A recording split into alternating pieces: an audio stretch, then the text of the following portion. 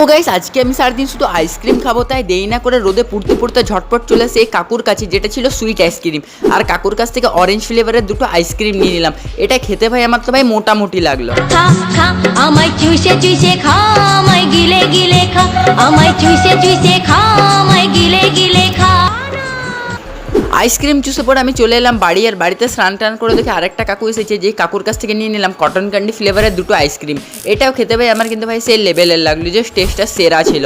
তারপর আবার বিকেলে ঘুম থেকে উঠে দেখি ওই কাকুই দাঁড়াই ছিল। কাকুর কাছ থেকে রাজভোগ ফ্লেভারের একটা কুলফি নিয়ে নিলাম, যেটা খেতে ভাই আমার মোটামুটি লাগলো, এটা অতটা খাস লাগলো না। আর তোমাদের কাছে আমার একটাই রিকোয়েস্ট, তোমরা প্লিজ চ্যানেলটিকে সাবস্ক্রাইব করে দাও, কারণ তোমাদের আশীর্বাদে আমাদের চ্যানেল 1K সাবস্ক্রাইবার কমপ্লিট করতে চলেছে। তারপর রাতের খাবার হিসেবে নিয়ে নিলাম বাটারস্কচ ফ্লেভারের একটা কর্নেটো, যেটাকে বাড়িতে এসে ঝটপট আনবক্সিং করে সাটিয়ে দিলাম। তো এরকম আরও মজাদার মিনি ব্লগের জন্য সাবস্ক্রাইব করো, আর ভিডিও ভালো লাগলে লাইক করো। দেখা হবে অন্য ভিডিওতে।